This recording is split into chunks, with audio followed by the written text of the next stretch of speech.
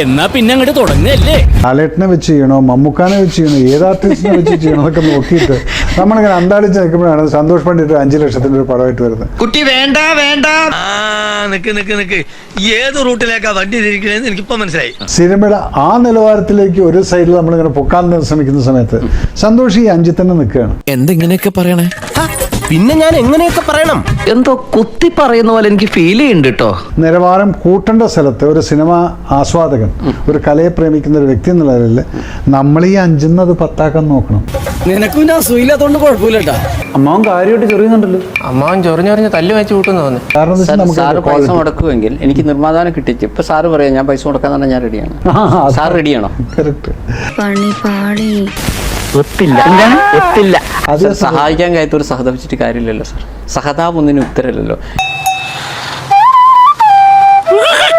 ഒരു കൈവതം എത്ര നിർമ്മാതാക്കൾ ആത്മഹത്യ ചെയ്തിട്ടുണ്ട്? See, സന്തോഷ് പണ്ഡിറ്റ് സാർ, സന്തോഷ് പണ്ഡിറ്റിന് ഇന്ന് വരെ ആത്മഹത്യ ചെയ്യേണ്ട ഗതികേട് ഉണ്ടായിട്ടില്ല. പിന്നെ നാണക്കെടുത്തി. കാര്യം സത്യമാണെങ്കിലും എനിക്ക് അംഗീകരിച്ചു കൊടുക്കാൻ പറ്റുമോ? ഞാൻ പോയിട്ട് പിന്നീട് എന്തെങ്കിലും വരാം. എനിക്ക് സിനിമയോട് അങ്ങനെ സാറ് പറയുന്ന പോലത്തെ ഒന്നുമില്ല. എനിക്ക് ഇതൊരു പക്ക ബിസിനസ്സാണ്.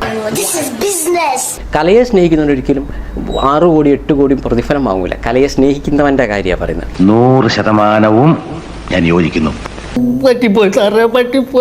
മലയാള സിനിമയിൽ കല തീരെ കുറവാണ്. എന്നാൽ പിന്നെ എൻ്റെ വീട് വിറ്റ് കുറച്ച് കല ഉണ്ടാക്കാന്ന് വെച്ചിട്ടല്ല വന്നത്.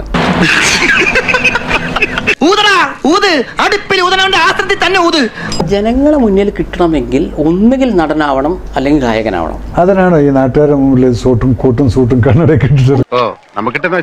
ഞാനൊരു സിനിമ എടുക്കാൻ വരുമ്പോൾ എന്ത് വേണം, ഇതിനെക്കുറിച്ചൊരു അഭിപ്രായം ജനങ്ങളെ കൊണ്ട് പറയിപ്പിച്ചേ പറ്റൂ. അതിനാണ് ഈ കോപ്രായങ്ങളെല്ലാം കാണിക്കുന്നത്. ഇയാൾ ഉരുളക്കുപ്പേരി കോളേജിൽ നിന്ന് ഡിഗ്രി എടുത്ത് വന്നിരിക്കുകയാണ്, ഒരു തർക്കക്കാരൻ. അതിപ്പോൾ സാറിൻ്റെ സിനിമയിൽ സാറിൻ്റെ ഇപ്പോൾ എല്ലാ സിനിമയും വിജയിച്ചിട്ടില്ലല്ലോ. കുറേ സിനിമകൾ പരാജയപ്പെട്ടു. അതിലെ നായകനും കോപ്രായം കളിച്ചുകൊണ്ടാണ് പടം പൊട്ടിയത്. ദൈവമേ, മൂർഖനെയാണല്ലോ ചവിട്ടിയത്. അതല്ല ഉദ്ദേശം. പണിയെടുത്ത് തിന്നണമെന്നൊക്കെ ആഗ്രഹമുണ്ട് സാറേ. പക്ഷെ പറഞ്ഞു പറ്റിച്ച് തിന്നാലേ വായിന്നിറങ്ങുള്ളൂ. ശീലായിപ്പോയി. അവിടെ സാർ ആ സിനിമയിൽ കല ഇല്ലാത്തതുകൊണ്ടാണ് അത് പരാജയപ്പെട്ടത്. കലയിൽ അതിൽ സാർ ആത്മാർത്ഥ കാണിക്കാത്തതുകൊണ്ടാണ് ആ സിനിമ പരാജയപ്പെട്ടത്. ചെറിയ വട കൊടുത്ത് വലിയ വട വാങ്ങിച്ചു. എനിക്കെന്ത് വിഷമം? എനിക്കൊരു വിഷമമില്ല. എന്റെ സിനിമ എന്തുകൊണ്ട് പരാജയപ്പെട്ടു? എന്റെ സിനിമ എന്ന് പറയുന്നത് എല്ലാം 100 ദിവസം ഓടിയിട്ടില്ല സാർ. ആകെ 2 സിനിമ ഹിറ്റ് ആയിട്ടുള്ളൂ. ബാക്കിയെല്ലാം പരാജയപ്പെട്ടു. പിടിച്ച് സമ്മതിച്ചേക്ക്.